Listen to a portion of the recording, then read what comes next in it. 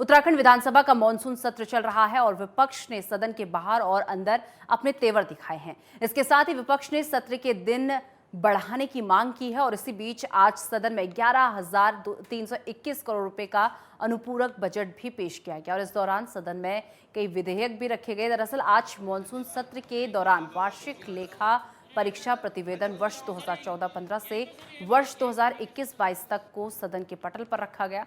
इसके अलावा उत्तराखंड भू संपदा नियामक प्राधिकरण का वार्षिक प्रतिवेदन 2019 से 2020 और 21 को सदन के पटल पर रखा गया। वहीं उत्तराखंड पेयजल संसाधन विकास एवं निर्माण निगम की वित्तीय वर्ष 2019 से 2021 की बैलेंस शीट को भी सदन पर रखा गया। आपको बता दें कि इसके अलावा उत्तराखंड विद्युत नियामक आयोग का वार्षिक लेखा वितरण भी सदन के पटल पर रखा गया और साथ ही 2022 की कैग रिपोर्ट सदन के पटल पर रखी गई। उत्तराखंड सेवा का अधिकार आयोग की ATR को सदन में रखा गया। वहीं UPCL की 2020 से 2022 का वार्षिक लेखा विवरण सदन के समक्ष रखा गया।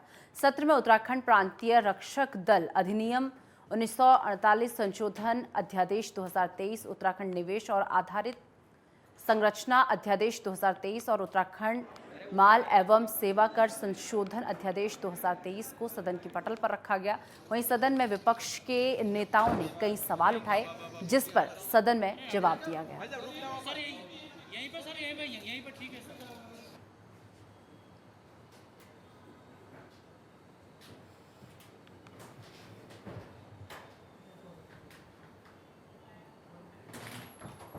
तो आपको बता दें कि आज विधानसभा के मानसून सत्र का दूसरा दिन था और इस बीच काफ़ी हंगामेदार ये सत्र देखने को मिला। वित्त मंत्री प्रेमचंद अग्रवाल ने अनुपूरक बजट पेश किया है और आपको बता दें कि 11,321 करोड़ रुपए का ये अनुपूरक बजट पेश किया गया है और इसी के साथ सदन के बाहर और भीतर विपक्ष का जोरदार हंगामा भी देखने को मिला। विधानसभा की सीढ़ियों में जो है विपक्ष ने जमकर हंगामा किया। सदन के पटल पर कई अहम बिल रखे गए। सदन में पेश की गई कैग की रिपोर्ट। और इस खबर पर तमाम जानकारी के लिए हमारे सहयोगी ज्ञानेंद्र तिवारी इस वक्त हमारे साथ जुड़ चुके हैं। ज्ञानेंद्र, आज का सत्र कैसा रहा और अनुपूरक बजट भी पेश किया गया है प्रेमचंद अग्रवाल की तरफ से और क्या कुछ अपडेट अभी तक है? बिल्कुल, देखा जाए जिस तरीके से जो लंच के पहले की अगर कार्रवाई की बात कर ले 11 बजे से लेकर 2 बजे के बीच में जो प्रश्नकाल रहा, इस दौरान हमने देखा कि किस तरीके से जो नेता प्रतिपक्ष हैं यशपाल आर्य उनकी तरफ से सदन की अवधि को लेके सरकार को घेरने का काम किया गया और उसके बाद ठीक जिस तरीके से डेंगू का प्रकरण उपनेता प्रतिपक्ष की तरफ से उठाया गया।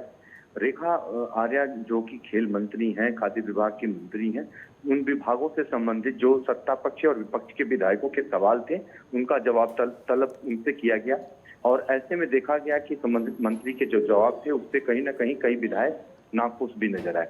ऐसे में अगर हम देखें तो जिस तरीके से आज का जो सत्र था, सत्र कहीं ना कहीं 2 बजे के बाद जिस तरीके से लंच के बाद 3 बजे की जो कार्रवाई प्रारंभ हुई, 4 साढ़े 4 के बीच में सदन के पटल पे जिस तरीके से जो अनुपूरक बजट है वो रखा गया। 11,321 करोड़ रुपए का जो अनुपूरक बजट है वो रखा गया है। इसमें देखा जाएगा कि जिस तरीके से आज का जो सत्र है, सत्र में जो विधायकों के सवाल थे उन सवालों में 1614 प्रश्न थे। सभी का जो उसमें कहीं ना कहीं समय नहीं आ पा रहा है। ऐसे में संभावनाएं हैं कि तीसरे दिन के लिए, क्योंकि शुक्रवार को भी सत्र है 18 तारीख को, तो कुछ जवाब सवाल 8 तारीख को भी हो सकते हैं, यानी शुक्रवार को भी हो सकते हैं। लेकिन इस बीच चर्चाएं ये भी चल रही थी कि सरकार आज ही सत्र की कार्यवाही को समाप्त कर सकती है, लेकिन ऐसी कोई संभावनाएं अभी यहाँ दिख नहीं रही है क्योंकि कल जिस तरीके से जन्माष्टमी की छुट्टी है, अवकाश रहेगा। परसों फिर से सत्र बुलाने की जो संभावनाएं हैं, क्योंकि पहले ही जो कार्य मंत्रणा की बैठक है उसमें सब तय हो चुका है, तो परसों भी सत्र आने की संभावना पूर्ण रूप से बनी हुई है। आज का जो सत्र रहा है पूर्ण रूप से अनुपूरक बजट पेश करने का रहा है। सरकार अनुपूरक ये बजट अभी पास नहीं कराया है क्योंकि ये पास कराने की जो कार्य मंत्रणा में बैठक में जो तय होने हैं वो आज होगी, जो कि शुक्रवार को ये जो अनुपूरक बजट पेश हुआ है वो पास कराया जाएगा, जैसा कि अभी तक की अंदर की कार्यवाही से जो जानकारियां मिल रही हैं। इसके अलावा अगर हम देखें तो आज पूरा जो सत्र रहा है वो विपक्ष के हंगामे के भी भेंट चढ़ा है। विपक्ष ने सत्र की कार्यवाही के पहले जिस तरीके से अतिक्रमण का मुद्दा हो, आपदा पीड़ितों के जो आपदा पीड़ितों का फंड होता है काफी कम है, उसे बढ़ाए जाने की बात हो, या इसके अलावा अगर हम देखें तो प्रदेश में कई सारे ऐसे मुद्दे हैं, ज्वलंत मुद्दे हैं, सड़कों की बहाली की बात हो, तमाम ऐसे मुद्दे हैं जिनको विपक्ष के नेताओं की तरफ से सत्र के पहले भी और कुल मिलाकर आज का सत्र काफी हंगामेदार रहा। बहुत बहुत धन्यवाद ज्ञानेंद्र हमारे साथ जुड़ने के लिए और ये तमाम जानकारी हम तक पहुंचाने के लिए।